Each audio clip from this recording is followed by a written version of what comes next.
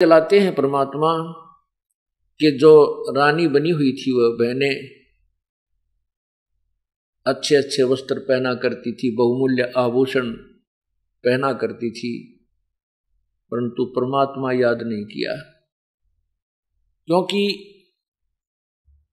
राजा लोग अपनी बेइज्जती समझते हैं कि हमारी बहन बेटी या पत्नी माँ बहन कोई किसी अन्य स्थान पर जावे तो उसकी हो जाती है।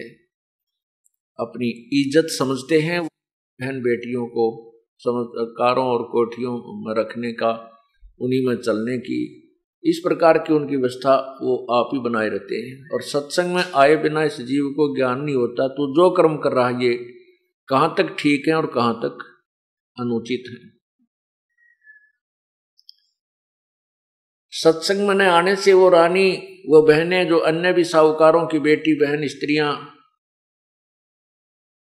जो अच्छे खाना खाया करती थी, किसमस काजू मिलाकर खीर हलवे बनाकर खाती थी, बांदियां सेवा किया करती थी, एक परमात्मा के नाम बिना, होय होय कबीर एक हरि के नाम बिना वो नार कूतिया हो, गली गली भौंकत फेरे फिर टूक न डाले कोई। वही रानी या ऊंचे घर की, जो जिसको ऊंचा घर मानते हैं हम, लेकिन संत कहते हैं ऊंचा वो है जो बुरे काम से दूर हो, भगवान बचता हो, वो चाहे किसी जाति किसी मजहब का है। उसी को परमात्मा धनवान मानते हैं कि कबीर सब जग निर्धना धनवंता ना कोई, धनवान उसी को जानिए जिस पर राम नाम धन होए। तो वो लड़की, उस स्त्री वाली आत्मा, उस बहन वाली आत्मा फिर कुतिया बन जाती है, और कुतिया बनकर उन्हीं महलों के बाहर गली में आकर के वो जन्म लेती है। सर्दी का मौसम होता है, ऊपर से वर्षा हो जाती है, ओले बर्फ गिर जाती है, और वो कुतिया वही आत्मा जो महलों में रहती थी, पर्दों में रहती थी, भगवान की महिमा से वंचित रही, सत्संग में नहीं आ सकी, वो कुतिया बनकर और गली में लेटी हुई है, जो गद्दों पर विश्राम किया करती थी। अब भूख लगती है, जो काजू और किशमिश के हलवे जूठे छोड़ा करती थी, बांदियां खाया करती थी, आज वही कुतिया बनकर वही आत्मा जो भगवान नहीं बजा करती थी, झूठे टूक के लिए तरस रही है, छोटे रोटी के झूठे टुकड़े के लिए तरस रही है। कहते हैं वो फिर वहां जाती है सरायों में, पहले धर्मशालाओं के अंदर अतिथि गण आते जाते थे, रुकते थे, अपनी रोटियां लाते थे वहां, तो वहां कहते हैं वो सराय के सामने खड़ी होकर वो रानी वाली आत्मा और वहां शोर मचा रही है, हु कर रही है टूक के लिए। कुत्ता सामने बैठा होता है, खाना खाने वाला आहार कर रहा है, अपनी रोटी खा रहा है, और कुत्ता या कुतिया जो सामने बैठी है वो एक टूक के लिए ऐसे देखती रहती है, शायद अभी तेरी तरफ कोई ये फेंक दे, शायद अभी एक टूक तेरी तरफ फेंक दे, ऐसे देखते रहती, ऐसे जैसे अब आया है।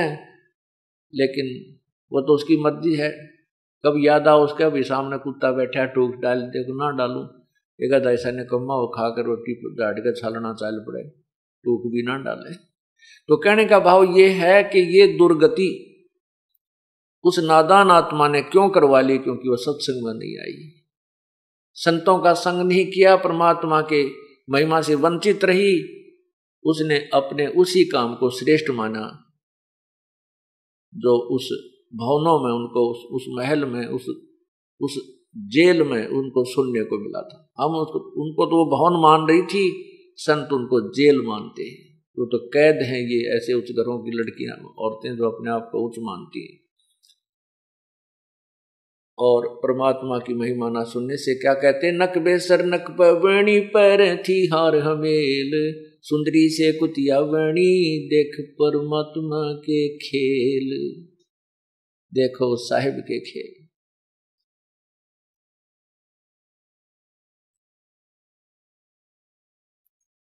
इसलिए प्रभु याद दिलाते हैं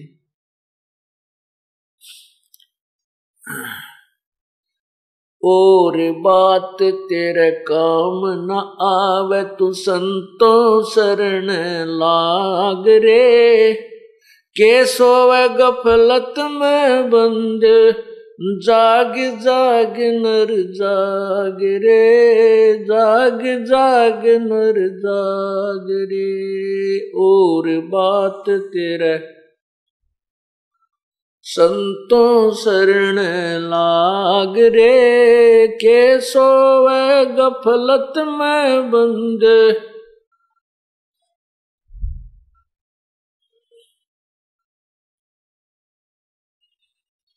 इस तन सराय में जीव मुसाफिर, करता रहे दिमाग रे। तन सराय में जीव मुसाफिर, करता रहे दिमाग रे। रात बसेरा कर ले डेरा, चले सवेरा त्याग रे, चले सवेरा त्याग रे। और बात तेरे काम न आवे, के सोवे गफलत में बंदे।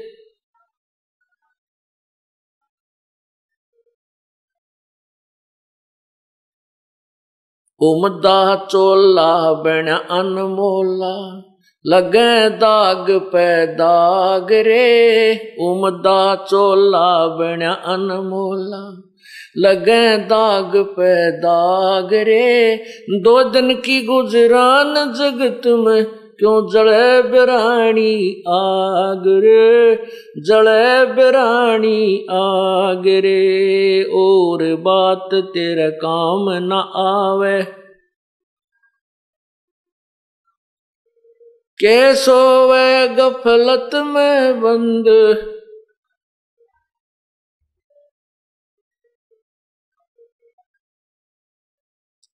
और बात तेरे काम न आवे, तू संतों शरण लाग रे। के सोवे गफलत में बंद,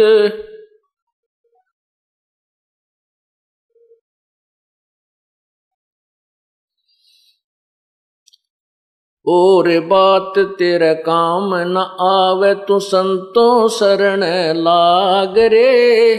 के सोवे गफलत में बंद,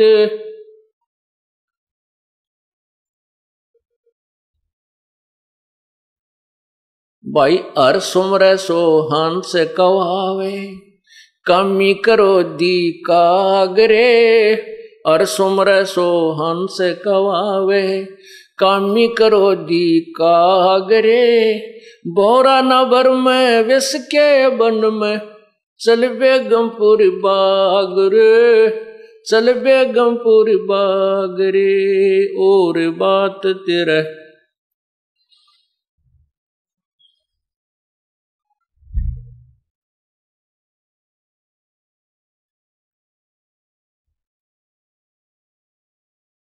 जाग जाग नर जाग रे।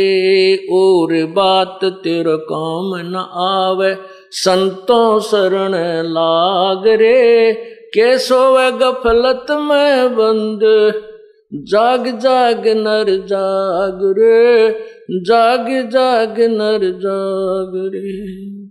भाई शब्द सैन सतगुरु की पहचानी, पाया अटल सुहाग रे। शब्द सैन सतगुरु की पहचानी, पाया अटल सुहाग रे। नितानंद महबूब गुमानी, प्रगट्य पूर्ण बाग रे, प्रगट्य पूर्ण बाग रे। और बात तेरे काम न आवे,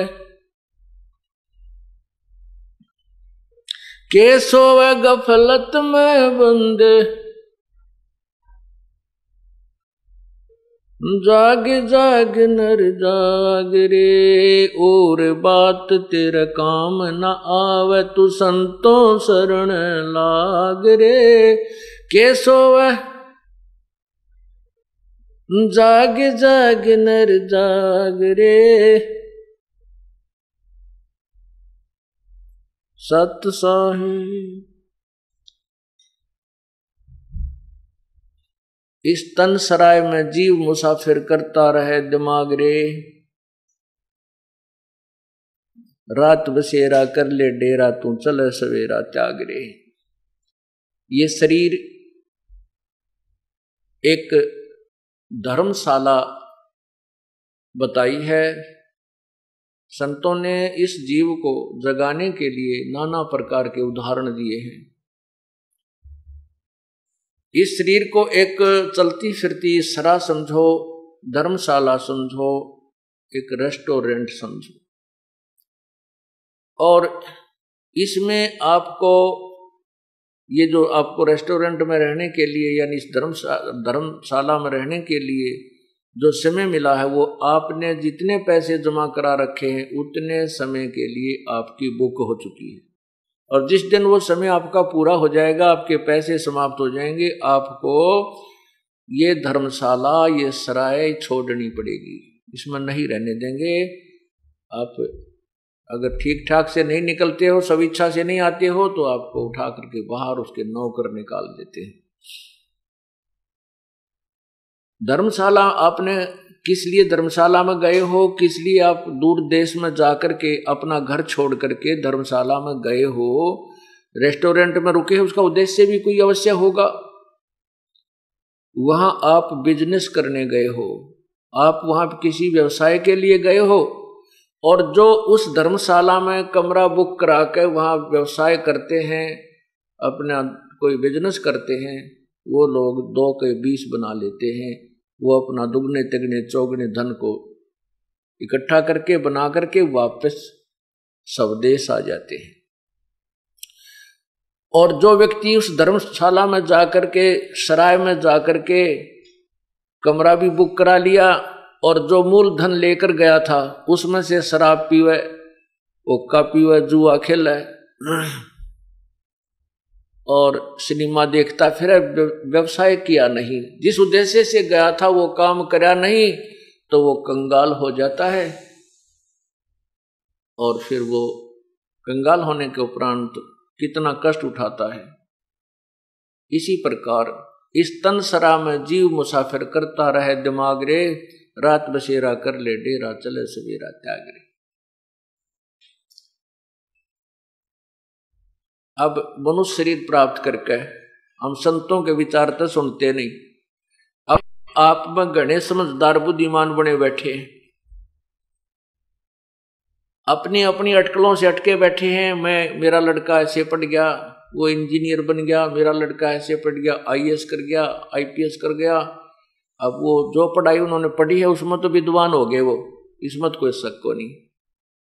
लेकिन परमात्मा ने जो परमात्मा को प्राप्ति का जो ज्ञान है और इस मनुष्य शरीर का जो उद्देश्य है, वो तो ज्ञान उनको ना हुआ।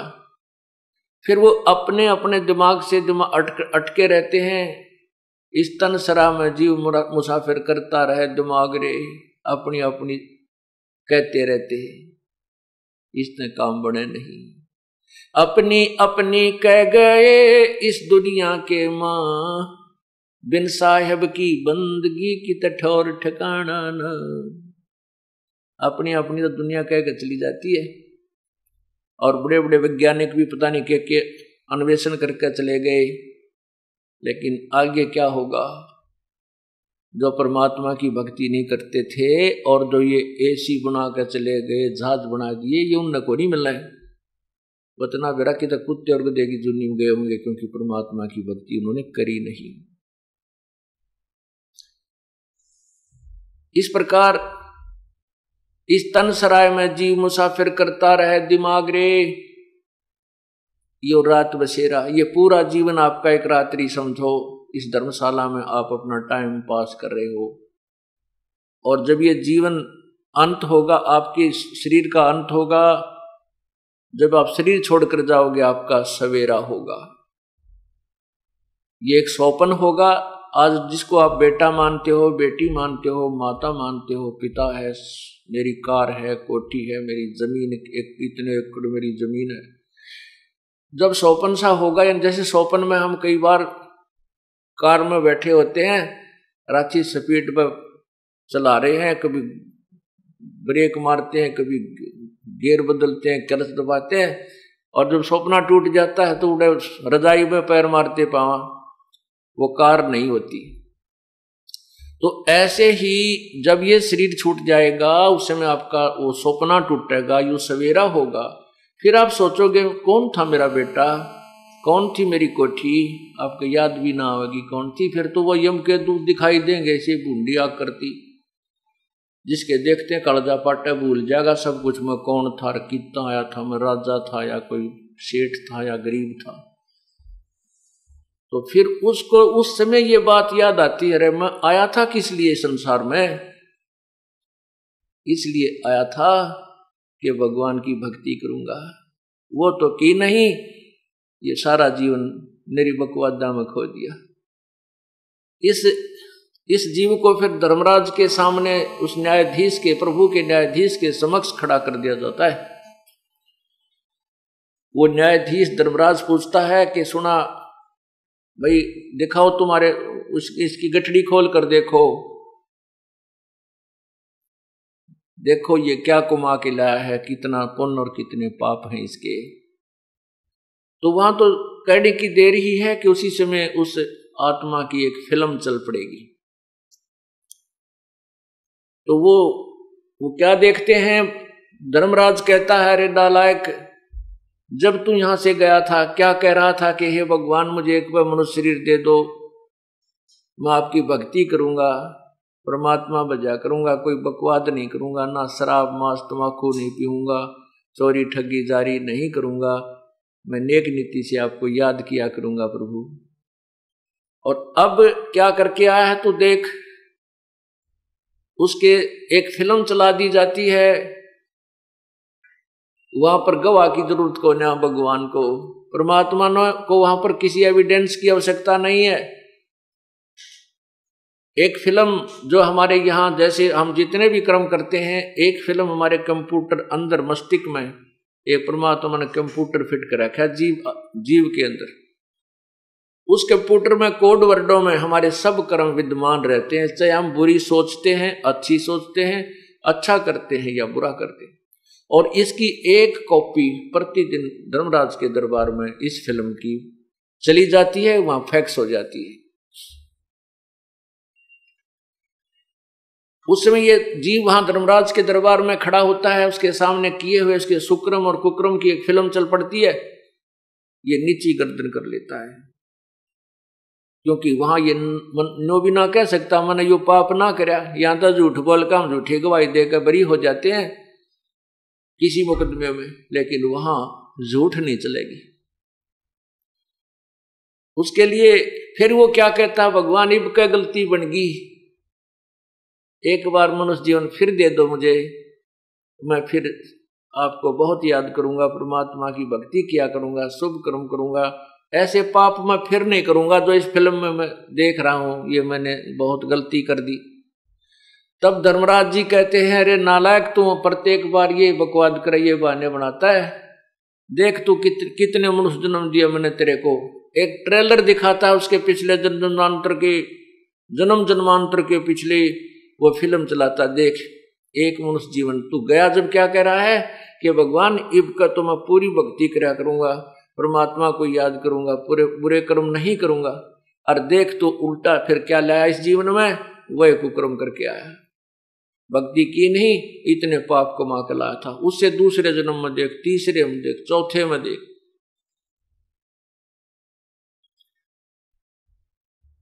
फिर उसको कहते हैं कि चल बेटा अब तो तू गधा बन, फिर कभी तुझे मनुष्य शरीर प्राप्त होगा, फिर देख लेंगे के कला तोड़ेगा तू।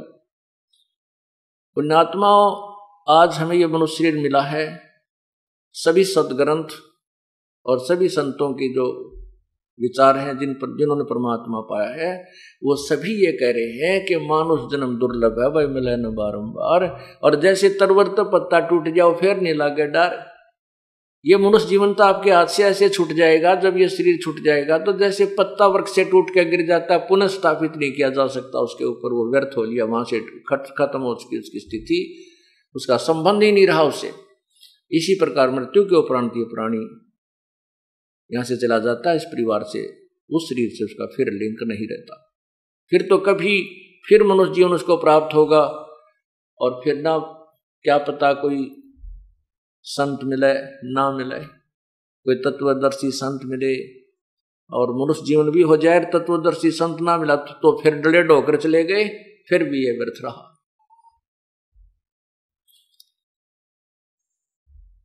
इस प्रकार परमात्मा हमें याद दिलाते हैं कि उमदा चोला बना अनमोला, ये लगे दाग पे दाग रे, या 2 दिन की गुजरान क्यों जले बिरानी आग रे। बिरानी आग, बिरानी आग कैसे जल रहे हैं और दाग पर दाग कैसे लग रहे हैं। हम अपने स्वार्थवश ऐसा घिनौना कर्म कर देते हैं, किसी की का डाका मार लेते हैं, कोई और घटिया कर्म कर लेते हैं पैसे कमाने के लिए, किधर मिलावट कर देते हैं। परमात्मा के पास एक बहुत ही सेंसिटिव बैलेंस है, बहुत ही जो त्रुटि रहित एक तुला है, उसके अंदर वो तोलता रहता आपके जो जैसे भी कर्म आप करते हो, और फिर उन किए हुए पापों का आपको परिणाम भोगना पड़ता है। एक व्यक्ति उच्च अधिकारी था, उसने एक उच्च पुलिस अधिकारी था, उसके पास एक विधवा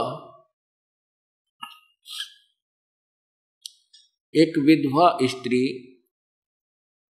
दरखास्त लेकर गई, प्रार्थना लेकर गई कि मैं बचपन मेरा एक ही लड़का हुआ था, मैं विधवा हो गई थी, मेरे 18 एकड़ जमीन मेरे जो यहाँ के हकीकी अर्थात इस मेरे देवर जेठ आदि प्रयोग करते थे, मुझे उसमें से कुछ हिस्सा दे देते थे। मैं अपने घर पर पीहर में अपने माता पिता की वहाँ रह रही थी, वहीं पर मैंने अपने बच्चे को पढ़ा लिखा बड़ा किया है, पाला पोसा है। अब ये जवान हो गया है और मैं अपनी जमीन मांगने के लिए, प्राप्त करने के लिए उन देवर जेठों से कहा, प्रार्थना की तो उन्होंने मना कर दिया, कृपा मेरी जमीन मुझे दिलवाएं। अब उस बड़े अधिकारी ने उस स्त्री से कहा, उस बहन से कहा कि आप दरखास्त दे जाओ, मैं इंक्वायरी करता हूं। उसने उसकी इंक्वायरी करवाई तो उसको पता चला कि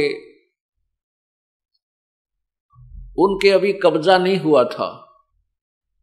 कुछ एक ऐसा नियम है कि इतने वर्षों तक उसके नाम चल पड़े दूसरे व्यक्ति के तो उसके कब्जा माना जाता है, फिर वो मालिक उसको ग्रहण नहीं कर सकता। उस अधिकारी को ने पता करवाया कि उस पर कोई कब्जा नहीं है और आसानी से उसको छुड़वाया जा सकता है। अब उस अधिकारी के मन में लालच आ गया कि 16-17 एकड़ जमीन है, कई लाखों रुपए की है, और इस स्त्री के पीछे कोई अप्रोच का आदमी भी नहीं है। इन सब प्रकार से सोच के उसने जब वो जिस दिन वो बुलाई थी वो स्त्री वहां गई बहन, उस अधिकारी ने कहा कि तेरी जमीन नहीं छूट सकती, इस पर तक कब्जा हो चुका है। हाँ, मैं तुझे ऐसा कर सकता हूं कि उनसे 10-20 हजार 50 हजार रुपये दिला सकता हूं, नहीं तो वो भी नहीं मिलेंगे। उसमें 10-20 हजार 50 हजार रुपये बहुत होते थे और वो करोड़ों की जमीन थी, तो उसको 20-30-50 हजार रुपये में राजी करके और तहसील में उसके अंगूठे लगवा कर रजिस्ट्री अपने नाम करवा ली, अपने बच्चों के नाम, अपने बेटे के नाम करवा दी। इकलौता पुत्र था उस पुलिस अधिकारी के। अब वो वृद्धा वह बेचारी बुढ़िया अपने बच्चे ने लेकर 50 हजार रुपये लेकर के की तो और रहने लगी।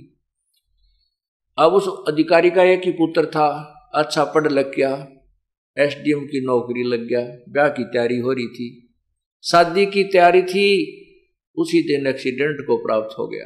ओए होए, जिस बेटे के लिए उसने ऐसा कुकर्म किया, उस वृद्धा की आत्मा दुखाई, वो बेटा ही ना रहा। जिस बेटे को सुखी करने के लिए उस नादान आत्मा ने अपनी पावर का दुरुपयोग किया, अपनी शक्ति का सत्ता का दुरुपयोग किया, फिर वो टक्कर मार कर रो रहा है, टक्कर मार मार रो रहा है। याद दिलाते हैं परमात्मा, संत जन आकर के हमें प्रभु की महिमा, उसके विधान से परिचित कराते हैं कि उमदा चोला बना अनमोला, लगे दाग पे दाग रे, या 2 दिन की गुजरान जगत में क्यों जड़ बिरानी आग रे, या बिरानी आग अपने ऊपर घेर ली उसने। पुण्यात्माओं, ये सभी जो समाज में कुरीतियां फैल रही हैं, समाज में जो अराजकता फैल रही है, समाज के अंदर जो मानव समाज के अंदर आज प्रेम रहा नहीं, केवल पैसा पैसा दिखाई देता है, भाई बहन का प्यार नहीं, माता पिता का प्यार नहीं, केवल स्वार्थ इतना गहन हो चुका है कि इंसान कति बेशर्म हो लिया। इसका यही कारण है कि उसको तत्व ज्ञान नहीं है, वह भगवान से के विधान से पूर्ण परिचित नहीं है, सत्संग में नहीं आता है। जो इंसान सत्संग में आएगा उसको परमात्मा के विधान से विधान का ज्ञान होगा, फिर वो गलती नहीं करता।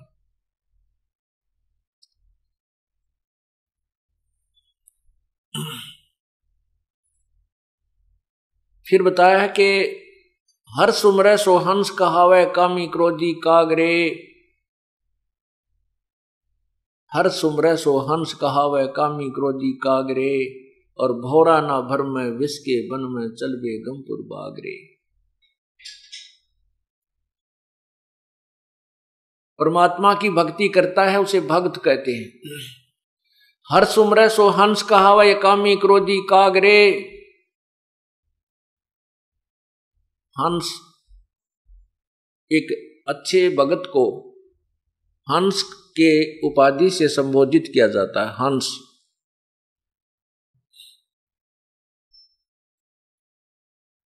हंस किसे कहते हैं? एक पक्षी होता है हंस, सफेद बुगले जैसा ही होता है, और उस हंस के अंदर एक गुण होता है कि उस किसी पात्र में आप दूध और पानी जल मिलाकर डाल दीजिए,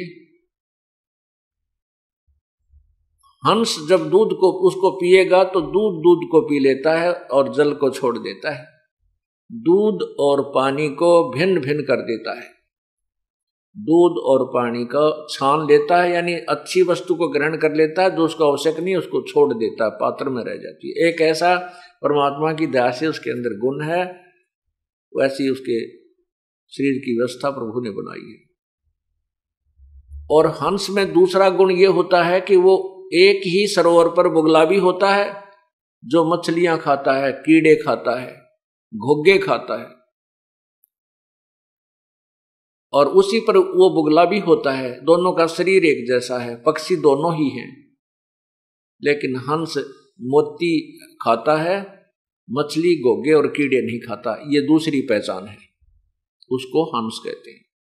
इसी प्रकार ये मनुष्य शरीर उसका भी है जो चोरी करता है, डाके करता है, मारता है, ठगी करता है, 2 के 20 बनाता है, रिश्वत लेता है, शराब पीता है, मांस खाता है, जीव हिंसा करता है, वो भी मनुष्य है।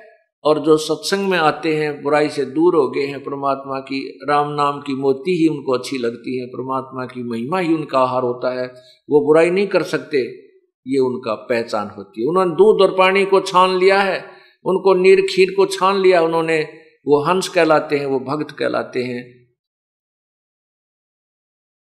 जैसे आपने नीर खीर को कैसे छाना है कि भक्ति नहीं करेंगे तो हम दुर्गति को प्राप्त हो जाएंगे, मनुष्य शरीर बार बार नहीं मिलेगा, और मनुष्य शरीर नहीं मिलेगा तो अन्य प्राणियों में हमें बहुत कष्ट होंगे। जैसे अभी आपने सुना कि एक कुत्ता, वो वही मनुष्य, वही आत्मा जो पहले मनुष्य थी, फिर कुत्ता बनकर कितना कष्ट उठाती है। तो ये दूध और पानी जिसने छान दिया वो फिर राम नाम के मोती खाता है, ये शराब मांस तमाकू आदि गोगे नहीं खाता। अंसा से अंसा देश सुदेश का यो पड़ा कुदेशों आए, जिनका चारा मोतियां वो गोग्यों क्यों पतियाए। ये हंस, ये आत्मा उस सुदेश यानी अच्छे देश से आई हुई है, सत्यलोक से, और कुदेश में आके गिर गई इस काल के लोक में अपने कर्म के आधार पर, अपनी कमजोरी के कारण ये इस काल के कुदेश में आके गिर गई। और फिर कहते हैं जिनका चारा मोतियां वो गोग्यों क्यों पतियाए। जिनका चारा हंसों का मोती खाना है वो गोगे नहीं खाते। गोगे आपने देखे होंगे शंखले से होते हैं, छोटे छोटे उनमें कीड़े होते हैं, मांस सा भरा होता है। ये बुगले तो उनको खाते हैं लेकिन हंस नहीं खाता उनको। और ऐसी एक सीप होती है, शंख जैसी एक सीप होती है, उसके अंदर से मोती निकलते हैं, वो मोती खाते हैं, उस शंख के मांस को नहीं खाते। इसी प्रकार जो आत्माएं परमात्मा की प्यारी आत्मा हैं, जो किसी जन्म में प्रभु के संग, जैसे आज से 600 साल पहले परमात्मा स्वयं आए थे कबीर परमेश्वर जी, और उस समय 64 लाख उनके शिष्य हुए थे, हिंदू मुसलमान कोई भी जिस धर्म से संबंधित थे सभी। अब वो आत्माएं भक्ति में लगी हुई हैं, वो कई जन्मों से कई युगों से भक्ति करती हुई आ रही हैं। उनको परमात्मा कोई ना कोई कारण बना के अपने चरणों में लेकर फिर इनसे कोई अच्छे शुभ कर्म करवा जाता है। और अब जो भक्ति काल शुरू हुआ है, अब उन पुण्यात्माओं को पार किया जाएगा।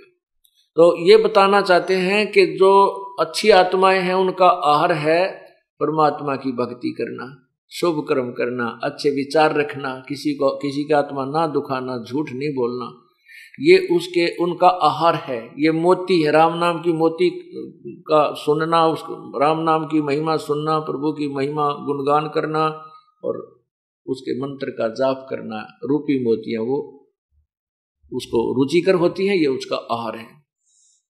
तो वो गोग्यो नहीं पतियाए। गोग्यो माने वो अन्य बुराई नहीं करते, शराब वो नहीं पीवे, चाहे कितना ही बुराई करने वाला व्यक्ति, चाहे शराब पीवा था, मांस खाया करता, चाहे चोरी ठगी और भी बकवाद कुछ भी करता था, वो आत्मा पहले जन्म में भगवान की भक्ति जो कर रहे थे वो तुरंत बुराई त्याग जाते। उनको अच्छी नहीं लगती, फिर वो बहुत बुरी लगती है। शराब, बीड़ी से भी बांस आती है, शराब कोई दूसरा भी पीता, उस कमरे में नहीं बैठ सकते। और मांस पहले बेशक वो खाते थे, और इस राम नाम के ज्ञान को सुनने के उपरांत, ये भक्ति शुरू करने के उपरांत उस मांस को खाते हुए को देखकर उसको उल्टी गिरने को हो जाएगी। तो यहां बताते हैं कि जिनका चारा मोतिया वो गोग्यों के पतियाए, जिनका आहार राम नाम की मोती खाना, तो वो उन गोग्य नहीं पतियाएंगे, ना किसी की निंदा चुगली सुनेंगे, ना उनकी बातों में आनंद आओ जो भगवान की चर्चा नहीं करते। जिसके अंदर भक्ति प्रवेश होगी तत्व ज्ञान के आधार से, वो चाहे कितना प्यारा रिश्तेदार हो, वो भी आपने बुरा तो नहीं लगेगा, लेकिन उसके साथ बात करना जी घड़ी को ना करे। ज्यादा समय तक उससे आप बात नहीं कर सकते, क्योंकि उसके अंदर जो बात निकलेंगी वो आपको स्वीकार्य नहीं होती, आपकी और उसकी तालमेल मिले को नहीं। आप चाहोगे कोई भक्ति की चर्चा करे, वो उठा के लाओगा, मेरा लड़का न्यू हो गया, उस लड़का ने उसके इतने नंबर आ गए, इसको उसको वहां दाखिला दिवाऊंगा, एक बात क्या रट्टा 1 घंटे तक लगा रहे। अब उस रिश्तेदार को ये भी नहीं कहा जा सकता भाई तू चला जा यहां से, वो तो 1 दिन रुक गया, 2 दिन उसकी मौज है। लेकिन अब आप उसकी पहले की तरह सुर में सुर नहीं मिला सकते। पहले हम क्या करते थे, पहले रिश्तेदार अपनी गाथा गाता, वो बंद हो जाता जब हम अपनी सुनानी शुरू कर देते हैं, फिर कोई और बात चल पड़ती, फिर कहते ले आ बोतल गुट्टी लावांगे, यानी वो बकवाद बाया करती थी। अब राम नाम शुरू होने के बाद ये ज्ञान प्रारंभ हो गया, ये भक्ति शुरू कर दी, तो फिर हमने उनकी बातें अच्छी नहीं लगती, ना वो शराब पीवें हम, ना उनका सहयोग दें, पहले तो वो रिश्तेदार कुछ देर तक ऐसे बातें लगाएगा, फिर जब आप समझ जाओगे कि यो मेरी बात सुनता नहीं, उसके लिए क्या तरीका है उस रिश्तेदार को चुप कराने का, भगवान की चर्चा शुरू कर दे। जब वो अपनी सारी रामायण गा ले, फिर अपनी कथा शुरू कर दे कि इब का सत्संग में आइयो, बरवाड़ा में सत्संग होगा, ये तारीख है, एक वो रखो साथ में पूरी डिटेल अपने पूरे साल की, वह पकड़ा दे कि ये ले लो, इस अगले इस तारीख को सत्संग है, वहाँ आइयो, हमारे गुरुजी ये बताते हैं, हमारे गुरुजी ये बताते हैं।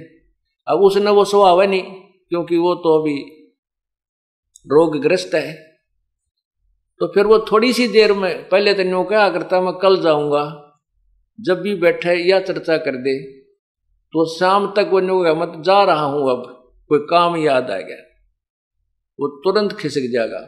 ये नहीं कि हम उसको यहां से उठाना चाहते थे, नहीं, बेसिक रूप को हमारा उद्देश्य है कि उसको भगवान के रंग में रंगे। ये हमारा रिश्तेदार है, क्योंकि रिश्तेदारी के कहते हैं 7 पीढ़ी तक का नाता होता है। आपका रिश्तेदार आपको बुरा थोड़ा लगता है, जैसे अपनी लड़की ब्याह दियो बेटियां के साला गया करें। अब उसको हम नहीं चाहते कि वो भाग जा, हम चाहते हैं राम नाम पर लाग जा, लेकिन वो राम नाम पर लागे नहीं तो हमारी भक्ति में बाधा करेगा, और बैठ कर बकवादा करेगा क्यों क्यों। तो उसके लिए ये राम नाम एक ऑल आउट का काम करेगा, जिस तरह मच्छर का कराया करे। जब वो रह गया उसमें तो उसका भक्ति असर करेगी, वो जरूर शरण में आओगा और अच्छे कर्म करेगा। और जब वो भक्ति पे लागण का नहीं होगा तो ऑल आउट उसको बाहर कर देगी, चला जाएगा। ठीक है, बुरा फिर भी नहीं लगता, लेकिन ये जरूर ज्ञान है कि राम नाम पर नहीं लगता, ये दुख बहुत पाएगा। परमात्मा की भक्ति बिना कोई जीव आज तक सुखी नहीं हुआ और ना ही होगा। ठीक है, जिसके पूर्व जन्म के पुण्य चल रहे हैं, जब तक उसके तो उसको कोई दिक्कत नहीं आती। जैसे बसंत ऋतु होती है, बसंत ऋतु के अंदर ना गर्मी होती है ना सर्दी होती है, तो वो बसंत ऋतु जो है उसमें यदि व्यक्ति बगैर मकान बनाए और बगैर किसी मोटे पतले वस्त्र के, अगर सिंपल से वस्त्र में भी बाहर लेट रहा है, वहीं खाना बना रहा है, वहीं रह रहा है, तो वो ये सोचता है कि मैं बिल्कुल ठीक हूं।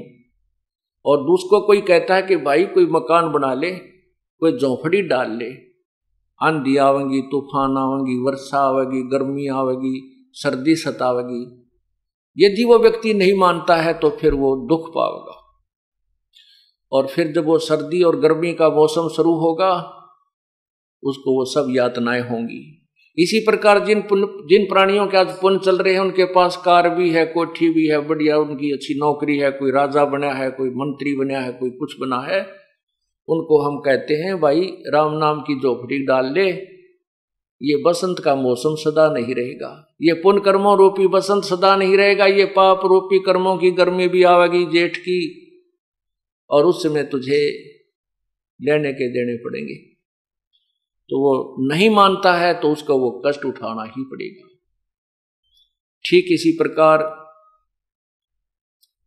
हम अपने हर व्यक्ति को, भाई को, बहन को, रिश्तेदार को, अपने मित्र को यही समझाने की चेष्टा करते हैं कि राम नाम पर लग जा, नहीं तो बहुत दुख होगा, तुझे दुख होंगे, कष्ट होंगे। वो कहता है मैं मौज माच रही है मेरी, तो क्या दिक्कत है, सब ठीक है, लेकिन ये सदा नहीं रहेंगे। परमात्मा कहते तू जाने मेरी ऐसे डबेगी, हरदम लेखा भरना रे, ये तो एक एक श्वास का हिसाब किताब है। तो इस प्रकार परमात्मा के नाम पर हमने अपनी क्रिया को सुचारू रखना है।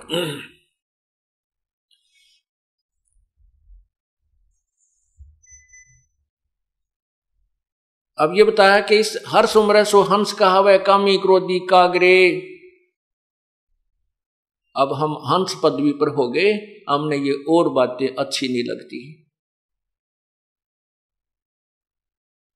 फिर परमात्मा ने बताया है, संतों ने बताया है कि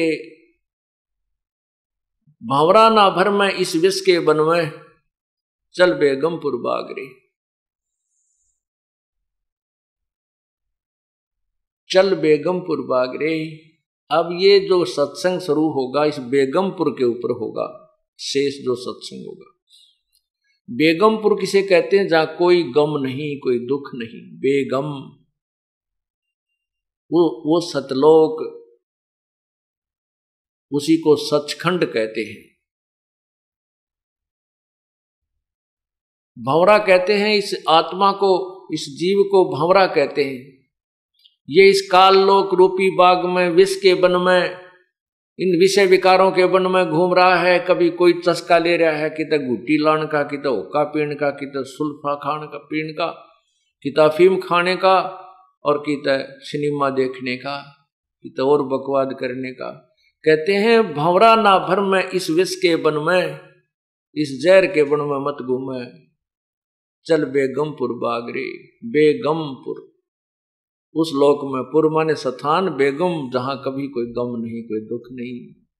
शंखों लहर मेर की उपजे, कहर नहीं जा कोई, दास गरीब अचल अविनाशी, सुख का सागर सोई।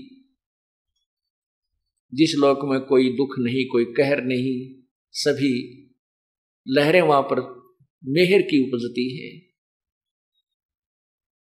जिस प्रकार जीवन में दिन में या 2-4-10 दिन में कभी एक बार एक ऐसी थोड़ा सा समय आता है, इतनी दया भर जाती है दिल में, कोई भी बुरा नहीं लगता।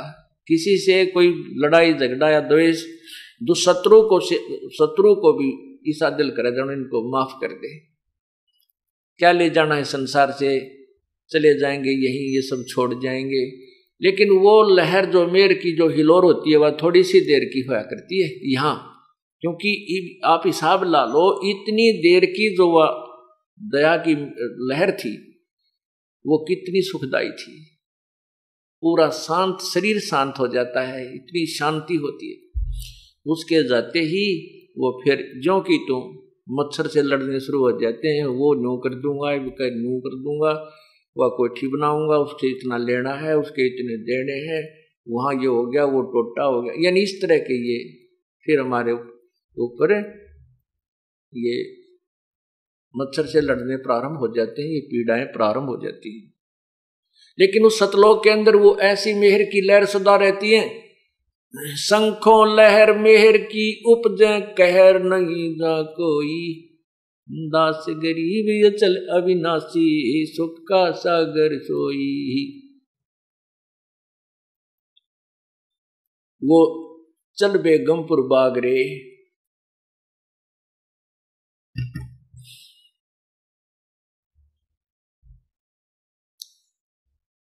आगे बताया कि शब्द सैन सतगुरु की पहचानी, पाया अटल सुहागरे, नितानंद महबूब गुमानी, प्रगटे पूर्ण भागरे। ये नितानंद जी महाराज ब्राह्मण परिवार में, ब्राह्मण कुल में इनका जन्म था।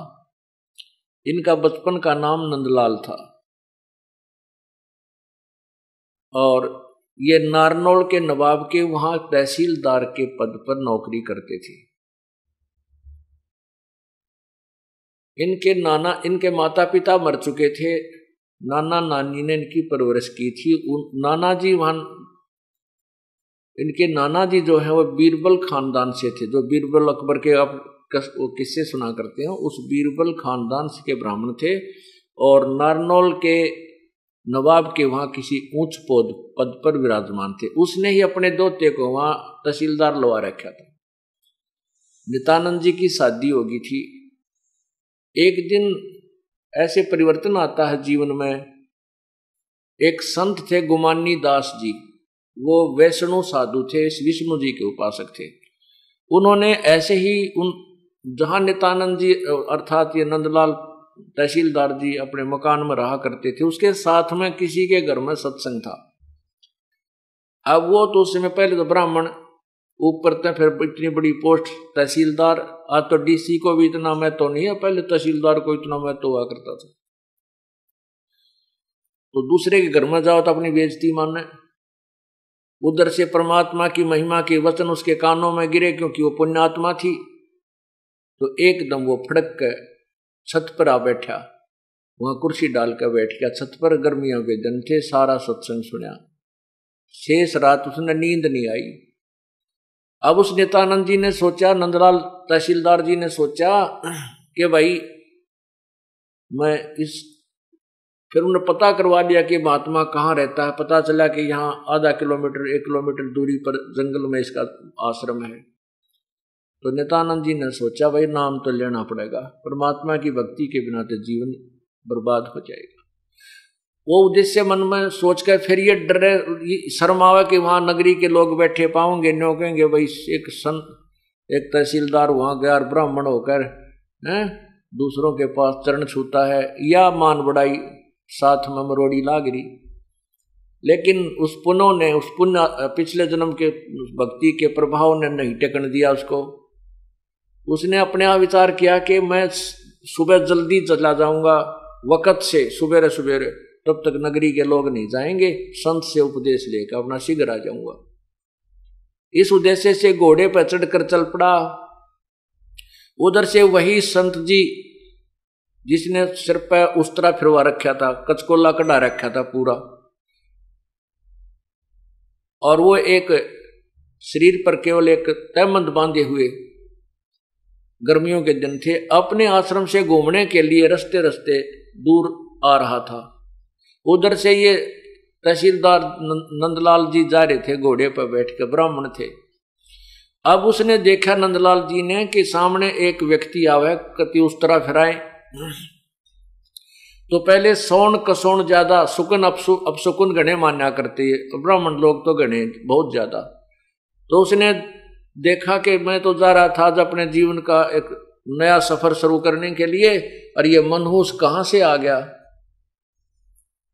तो उस तरह फिरवाए इसे। अब वापस जाना उचित नहीं समझा कि ये समय बार बार नहीं मिलता, नाम तो आज लेकर आऊंगा। पर उसने अपने हिसाब से सोचा कि इसके सिर में 2-3 ऐसे मार देता हूं, ये शकुन खत्म हो जाएगा। उस संत के निकट जाकर घोड़ा रोक लिया ने बोला, रे कम वक्त, मैं तो आज एक बहुत शुभ काम के लिए जा रहा था, तू कड़े सुबह सुबह सिर माथे लगा, उसका 2-3 मारे सिर में नू किताब रहा तू यहाँ पर। न्यू कह कर फिर घोड़ा लेकर आश्रम की तरफ चल पड़ा। और वो संत ने देखा, अच्छा मूर्ख आदमी रही हो, दिखा था कोई अच्छा अधिकारी, शिक्षित, पढ़ा लिखा सभ्य व्यक्ति, इसने मेरे सिर में मारे, अच्छा मूर्ख। अब संत के साथ तो 100 टकरा करें इसे वो को नहीं दान दिया करें, चल भाई आगे न चल पड़ा। संत जी अपना घूमने चले गए, वो संत जी के आश्रम की तरफ चला गया। वृक्ष का घोड़ा बांध दिया। वहां जाकर पूछा भी महात्मा जी कहाँ हैं। वहां रहने वाले सेवकों ने बताए, आ जाओ भाई बैठ जाओ, अभी आ जाते हैं। घूमने फिरने गए, स्नान करने गए। अब संत जी घूम फिर कर स्नान करके नहर में, नदी में, और आकर उस अपने आसन पर बैठे जहां वही व्यक्ति घोड़े पर बैठा हुआ था, वो आसन से 4 फुट की दूरी पर बैठा रखा। सेवकों ने कहा, जा भाई यहाँ बैठ जा, महाराज जी यही आएंगे। अब संत जी ने आके देखा, यू तो वो बैठा भाई जिसने तेरे सिर में टोले मारे थे ऐसे करके। अब देख लिया उस नित्यानंद जी ने भी, ये तो वही महात्मा है जिसकी ना तने बकवाद की थी। अरे तो बात बिगड़ेगी, उस संत नाम तने देखो जा। तेरे व्यवहार को देखकर वो अंदर ही अंदर बहुत दुखी हुआ, शर्मिंदा हो गया, नीचे को गर्दन कर ली, बोला को नहीं। संत जी जान गए कि ये अच्छी आत्मा का था और इसका कोई गलतफहमी होगी। तो उस गुमानी दास ने कहा, भाई बच्चों, उस व्यक्ति उस नित्यानंद से कहा कि ए भगत जी, आप के जैसे एक व्यक्ति मटका लेने जाता है, घड़ा कुम्हार कहते हैं, और मटका लेने से पहले उसको बजा के देखता है। एक आने का मटका लेकर 6 बटोले मारता, उसको देखता है ये कहीं खरा है या खोटा, ये कहीं से गड़बड़ तो नहीं है इसमें। और बेटा तने गुरुजी बजा के देख लिया, क्या दिक्कत होगी? आपने तो अपने जीवन का सौदा करना था और गुरुजी को बजा के देख लिया, कोई बात ना बेटा, तो शर्मावा मत ना।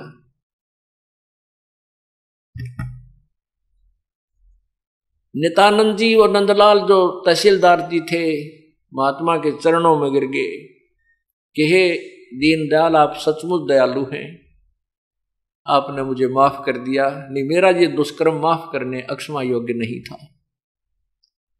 उनको उपदेश दिया। फिर उसकी इतनी लो लाग गई कि नौकरी से आते ही सीधा सत्संग में, आश्रम के वहां।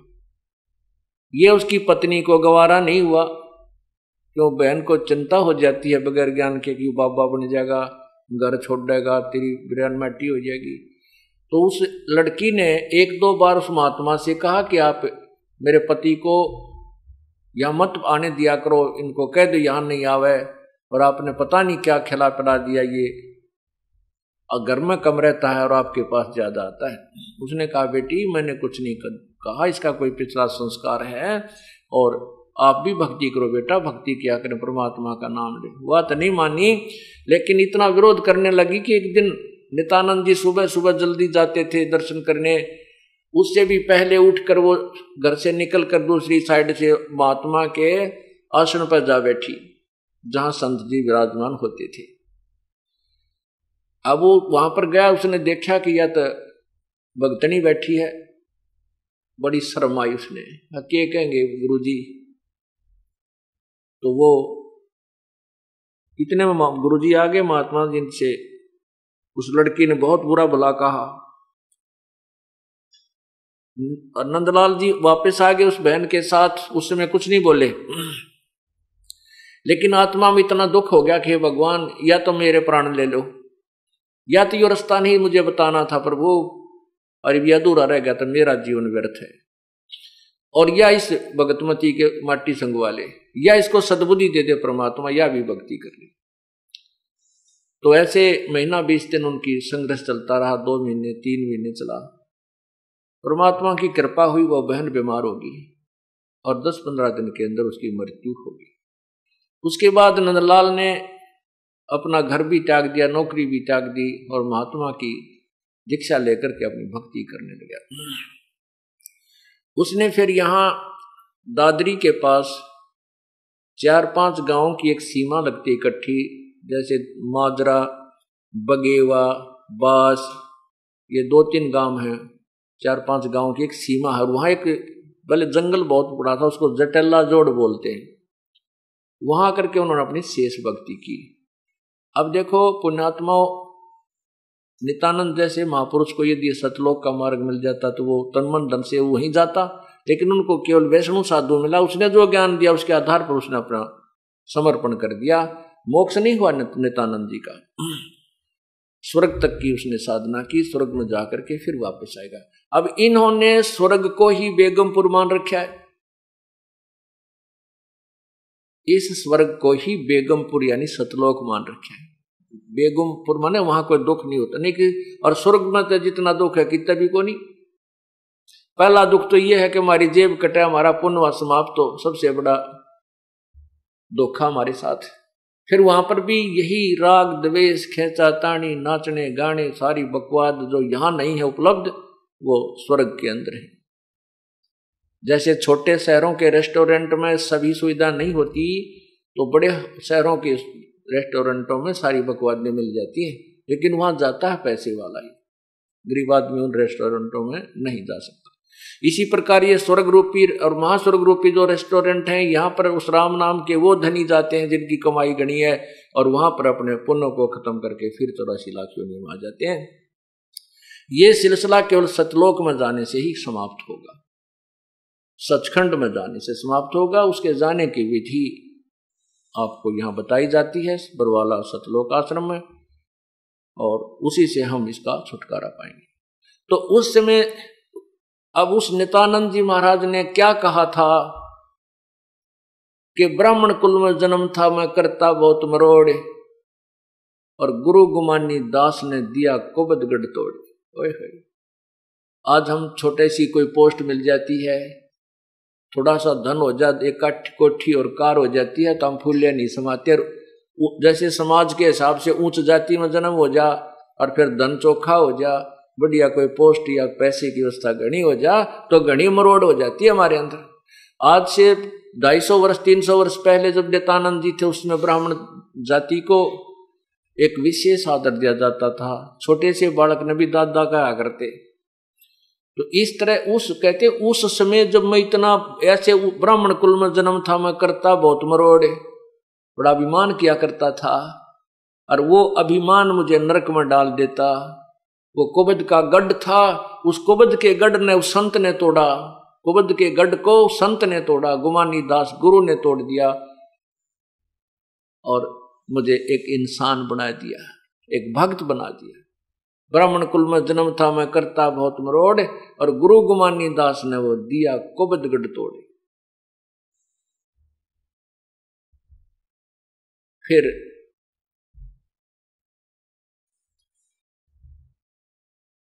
वो नित्यानंद जी अपनी जैसी साधना की वो अपने करके चले गए। उससे हमने सभी ने ये शिक्षा लेनी है। अब देखो, एक बच्चा किसी कोर्स में दाखिला ले रहा है, प्रवेश पा लिया, एक ने किसी कोर्स में पा लिया, जो जैसा कोर्स करेगा उसको उस वैसा ही बेनिफिट मिलेगा। तो हमने पूर्ण परमात्मा की प्राप्ति करनी है, उसके लिए जो ट्रेनिंग, उसके लिए जो कोर्स है वो इस सतलोक आश्रम बरवाड़ा और क्रोथा में कराया जाता है।